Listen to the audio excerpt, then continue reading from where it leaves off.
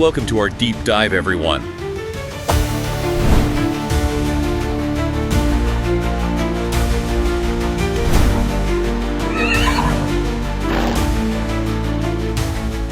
Welcome to the deep dive. We're back again to do, well, exactly what the name suggests. That's right. And today we're focusing on the upcoming V86 races. It's Solvalla and Halmstad, Wednesday, April 23rd, 2025. Yep, and the plan is to go right through, race by race, V86-1 to V86-8. We'll look for the likely winners, the main challengers, and maybe find a long shot or two lurking. Let's jump right into V86-1 then. Otten's Lady Gaga, number 4. This one catches the eye straight away. Mm-hmm. The word is there's been some real development there thanks to new equipment and some balance changes. And the feeling is this is a pretty good spot for her, a good opportunity. Yeah, that seems to be the vibe. And it's interesting they mentioned new equipment and balance specifically. It's not just doing well. It suggests, a tangible reason for maybe finding another gear. Right, something concrete. Exactly. So even if the stats for this post position aren't historically amazing, that kind of change could potentially make a difference. Okay. Then we have Global Fizz, number 9. It seems like there's quite a bit of expectation around this horse. Definitely. Recent signs are pointing towards progress, showing good form in the numbers. But number 9. That's the challenge, especially in an auto start. Historically, those inside posts just have a better win percentage because of that run to the first turn. So great form, yes, but the draw makes it tricky. Gotcha. Okay, number 2, Billy Parker. Mentioned with a tendency to gallop sometimes. That's the risk factor. But the starting position, number 2, that's seen as a big positive, right? Maybe he cancels out the risk a bit. It could well do. That inside draw is really helpful. Even with that history of galloping, if they can get a white well from number 2, settle into a good spot, it might just minimize the risk, Position compensating for maybe a bit of quirkiness. Makes sense. And Donna Inez, number 10. Simple description here. Tough and robust. Yeah, and tough and trotting often just means consistent. They might not be flashy, but they grind it out. Even from maybe a less than ideal spot like 10, you can't completely ignore horses like that. So it feels like, a few key players we've discussed, but maybe quite open behind them. I think so. Otten's Lady Gaga's potential improvement, Global Fizz's form versus that draw, Billy Parker's post, Donna Inez's toughness. It'll be interesting to see how the betting shapes up. Agreed.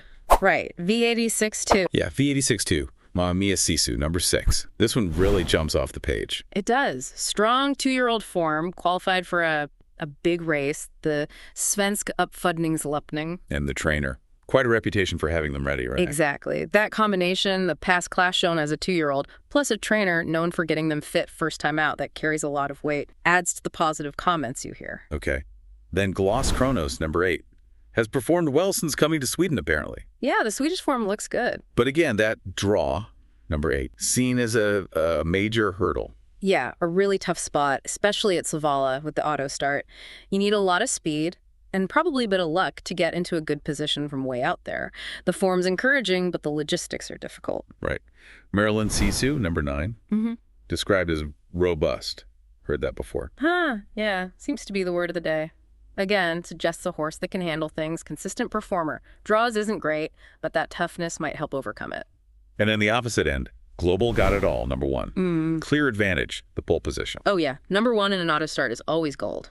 Chance for a quick start, dictate the pace, shortest way around. That draw really boosts their chances. Seems like Mamma Mia Sisu's potential and the trainer factor versus Global Got It All with that prime spot. That's the main dynamic. Feels like it. Gloss Kronos needs to overcome the draw. Marilyn Sisu waits to pick up pieces, maybe. Yeah, it could be how it plays out. Okay, V86-3. V86-3. Miyagi, number 1, getting a lot of positive mentions. Strong recent runs. And that win 3 starts back was impressive. Apparently managed it despite some trouble in the race. That says a lot. Yeah, shows some grit. And they specifically mentioned racing barefoot having a positive effect. Right. This important info suggests a setup the horse really likes. Combine that with the inside draw, number 1. Miyagi looks like a very serious player here. Okay. Kathmandu Mirrors, number 4. Has the ability, clearly, but the recent form's been a bit patchy. Yeah, inconsistent. That's always the worry, isn't it? The talent might be there, but you need it on race day. The thinking is maybe a change in racing style could help. That seems to be the hope. If they can find a better rhythm, sure, could be a factor. But based on recent runs, it's a bit of a gamble. Vancouver High, number 7. Described as, guess what? tough and resilient. There it is again. Yeah, same idea. Probably puts in a solid effort, competes hard, even if not the fastest. Can sometimes surprise if the race suits stamina. And Baron D. Sox, number 2. A bit uncertain, but underlying talent noted. Kind of similar profile to Katmandou Mira's. Yeah, similar story potential's there, but hasn't consistently delivered. Another wild card. If it shows up, could be competitive, but you can't guarantee it based on recent form. So Miyagi seems like the one with the real momentum. Feels that way. Favorable conditions, good form. Katmandou Mira's and Baron D. Sox, are they, if they turn up horses, maybe? And Vancouver High for toughness. Sounds about right. Okay, V86 Ford. This one looks interesting. Yeah, Francesco Zet, number 1. Presented as, well, the clear standout, potentially the stable's best horse, making his seasonal debut. And apparently really well prepared. Strong workout mention, trainer sounds confident. They've even talked about positive development and a specific shoeing plan. So everything points one way. Pretty much. Trainers praise, the prep, the specific plans, it all screams expected to win. Would be a major surprise if Francesco Zet isn't dominant here. Okay. Then Geocache, number 2. Interesting debut for another big trainer, Daniel Wayerston. Talk of potential. Significant potential mentioned, yeah. Always interesting when a horse debuts for a top stable. But talk about a tough first assignment, facing Francesco Zet. Exactly. Huge ask first time out against that horse. It'll be a massive test for Geocache, whatever talent it has. A real benchmark. King of everything, number 4. Suggested maybe returning to form, aiming for prize money here. Which tells you something, right? Aiming for prize money against a horse like Francesco Zet suggests a realistic view of winning. If it is returning to form, maybe a place is possible, but yeah, winning seems unlikely.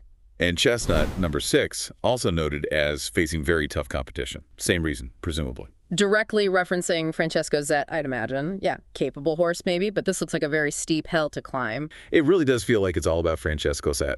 Absolutely. This race seems to hinge entirely on Francesco Zet's performance. Geocache is intriguing for the future. King of everything might chase some money, but the expectation is clear. Francesco Zet should be very, very hard to beat. All right, let's move to V86.5. Dark Chronos, number 1. Consistent over the winter, seems to have matured. Fewer gallops mentioned? Yeah, that's positive. Fewer mistakes. And apparently was held up with energy left last time out. So potentially more in the tank. And the suggestion is a strong winning chance if it gets the lead. That seems to be the assessment. Consistency, better manners, maybe unlucky last time, and the pole position gives a great shot at getting that lead. If it does, sounds like it'll be tough. Beacon Wine, number 2. Made a good impression recently and also has a good inside draw. Yep, good form plus a good post position. That makes Beacon Wine a serious threat. It looks like a direct challenger to Dark Chronos early on and maybe for the win. Ichabombo Jet, number 6. Described as a bit hard to assess. Yeah, tricky one, but comes here with a winning streak from Italy. Interesting. So definitely a potential threat, even if the form is harder to line up. Exactly. You can't dismiss a horse arriving on a winning streak even from another country. How that translates is the unknown, but it adds an element of, what if? Could be a dark horse. Victoria LL, number 10. Noted as being in peak form right now. Peak form is great, obviously, but number 10 in an auto start, that's a hurdle. Might need things to really go its way from out there to make that top form count. So it feels like Dark Chronos and Beacon Wine from those inside posts are the key ones early. Yeah, looks that way. Plus the Italian mystery horse, Ichabombo Jet, could be quite competitive. Seems so. Okay, V86, Blinding Light, number 1. Right. Performance last time maybe wasn't quite as good. A little weaker, yeah. But the race before that, impressive win from the front. Exactly. Showed what it can do when leading. And again, number 1 starting position. So potential for another win if it gets the lead. Some people are even tipping it as a potential long shot. Yeah, the contrast in recent form makes it interesting. That pole position is huge for getting the lead again. If it repeats that front-running win, it could definitely be tough to pass. And yeah, if the market focuses too much on the last run, maybe there's some value there. Alita Indal, number 10. Said to have benefited from a recent race. Performed well. Suggesting likely improvement, yeah. Often horses are sharper second time back. And potential for a strong finish if it gets a good toe into the race. Right. Needs pace and a good trip from post 10. But sounds like it could be finishing strongly if things unfold well. A closing threat. Diablo, number 5.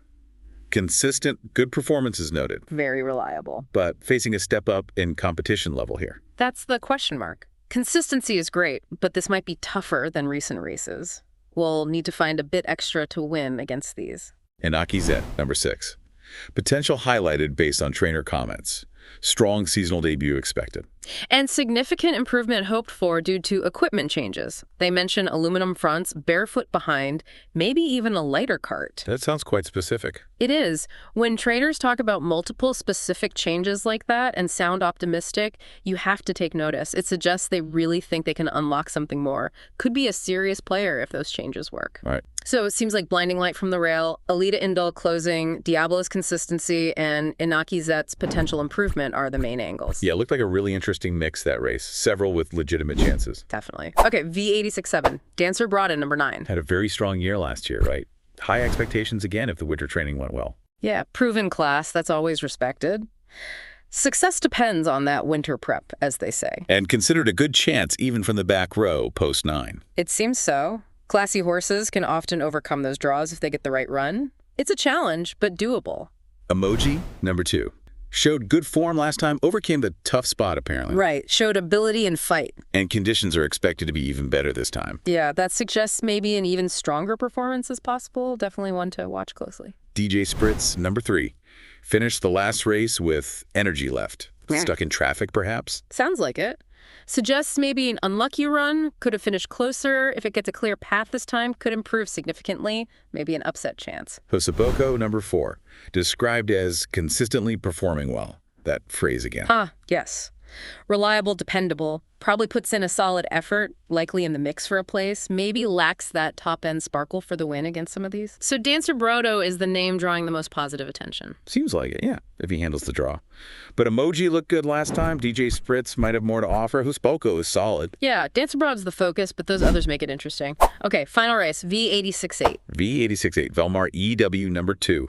Impressive at both starts this year, apparently. Yeah, 2 wins already. Shows versatility, too, can race different ways. And considered a strong winning chance. Expected to be aggressive early. That's the suggestion. Excellent current form, confidence high, tactically flexible. If they go for it from post 2 as expected, could try and dominate. Looks very tough to beat based on that. Riverdale Z, number 3. Good run for 4th after a break last time out. Yeah, solid return. Often they improve quite a bit for that second run back. So likely improvement expected here. Makes it a contender. Absolutely. That first run back was promising, suggests underlying fitness, could take a big step forward here and be a real threat. Karaja, number 11.